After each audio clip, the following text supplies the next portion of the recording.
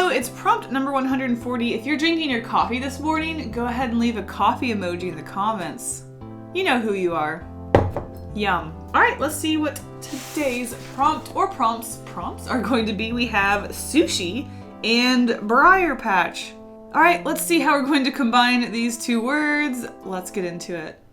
This was a tough one, and I know I say a lot of these are tough ones and hard to come up with ideas, but this one I think was one of the most challenging prompt combinations in quite a while. I was kind of excited for Sushi the most out of the two prompts. Sushi is cute, it can be cute, you can stylize it, it comes in a variety of different shapes and sizes and colors. Sushi can be a lot of fun, that I wasn't worried about. When it came to Briar Patch, all I could think about was all of these little squiggly lines and details I was going to have to draw and what was I going to turn it into, and I couldn't come up with a good idea other than having just a briar patch sitting there. So I started stylizing the briar patch. Did I want someone eating near a briar patch? Hey look, it's just a person eating some sushi next to a briar patch. So then I started combining these words into creatures. Maybe we had a bird sushi, or maybe a briar patch sushi, which led me to a rose sushi, and then I started to think about these creatures together. So I had this bird sushi with a soy sauce lake with one of those little soy sauce fish sticking out of it, and the briar patch could be made out of noodles, so a bowl was tipped over and they were pouring out. And as fun as this idea was, and I was really trying to make it work, I ended up sketching and penciling two of these versions, and I just couldn't come up with something that I liked. It just either wasn't enough for me, or it just seemed like it was too... I don't know, I just wasn't feeling any of these ideas, and I'm going to be rude and tease them in a blur for you guys, but I will be posting these on my Patreon for them to see. It's a secret between us. Okay, now that shameless plug is aside, what I ended up going with is something a little different than my usual. If you saw my abstract video, I am trying to think less literal these days and think a little bit more abstract. And even though I love the storytelling aspect of my art, and I don't think I can ditch that no matter how abstract I want to go, I tried to push myself to go a little bit more abstract, not super abstract as in crazy shapes, but just in the sense that the idea itself isn't a solid, literal, easy to see idea of what's happening. I just wanted to kind of put things together and try not to make them have to make sense, even though in my brain I'm still like, okay, but what's happening here? So starting off with the briar patch, I really enjoyed the way I stylized these. It ended up being a lot more fun and less scary than I expected. Drawing a lot of parallel lines can be very difficult, and especially when they're going in all different directions, it can still be easy to make them look stupid. I guess it's sort of like a organized mess, but they turned out really cute. I think even the spikes I stylized to weird shapes, and I actually really like the briar patch. So coming out of the briar patch, we have a girl, and I guess I kind of made her hair sort of anime inspired, just in the sense that it is a little more shapely and less realistic than someone would have. Not that any of my art is realistic, but you know what I mean.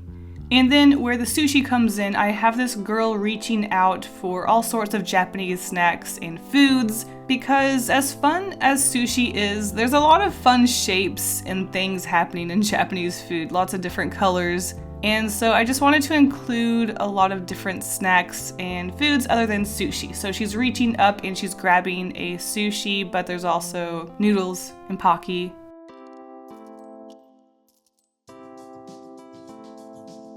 But the question is, what is happening in this illustration? Now, I know I said I was going to go a little bit more abstract because I want to try to go more abstract. Not all the time, don't worry. I'm not going to ditch my storytelling aspect of my illustrations. That is definitely something I love about my art. It's just every once in a while I think it would be fun to come up with something that doesn't have an apparent narrative.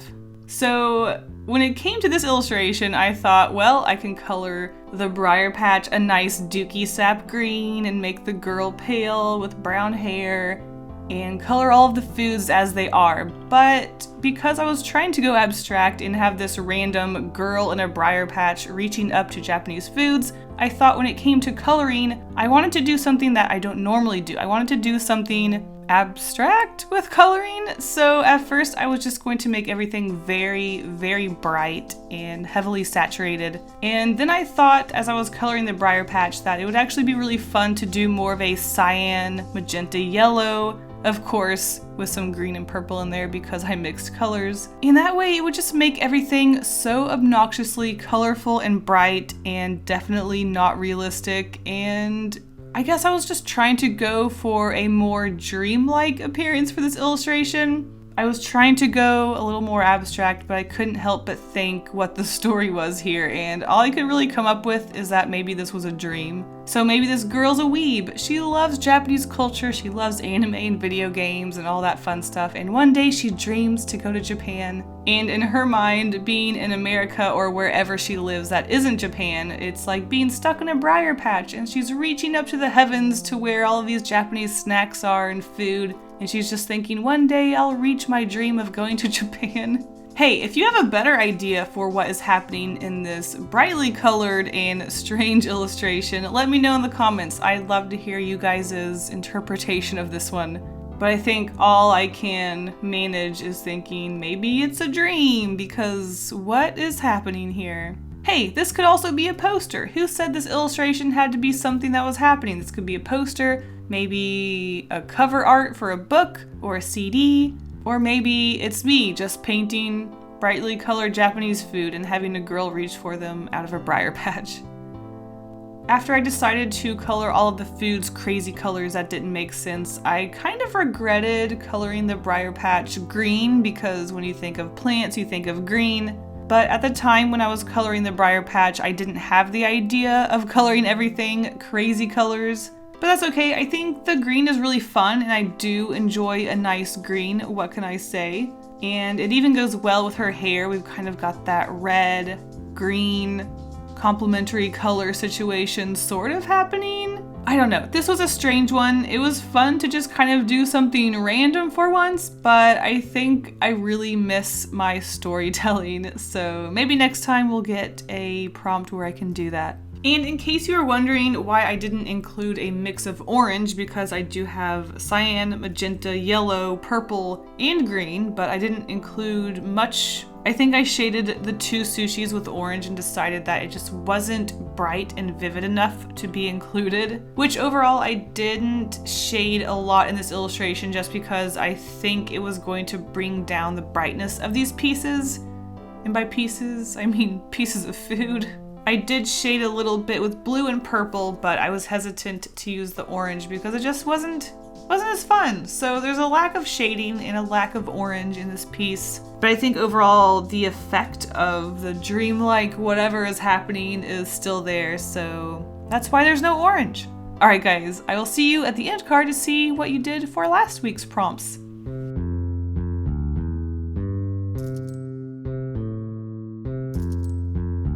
Last week's prompts were Gargoyle and Diamond, and I had so much fun. You guys really interpreted these way differently than I did. Our first featured artist is Roberry, who created this really adorable and chunky and cute and round gargoyle. Look at him. I said gargoyles were ugly, but you guys really proved me wrong. He's just sitting there cuddling his diamond. I could see this being in a storybook, and it's just so cute. I love this little guy. And next up we have Pabia Zeg. I'm sorry. I really liked your interpretation of the diamond into the gargoyle, so instead of having an actual chunk of diamond that's maybe being held by the gargoyle, we have a diamond that's been incorporated into the statue as a tear. I thought that was so cool. I never thought about doing that sort of thing. And this is why I love having you guys join in too, because your ideas are so unique and different than the way I think. So I really love that. He is crying a diamond. I mean, that is very intense. I love it. Alright, that's it. Thank you guys so much for watching until the end, and I will see you in the next video. Stay golden. Bye.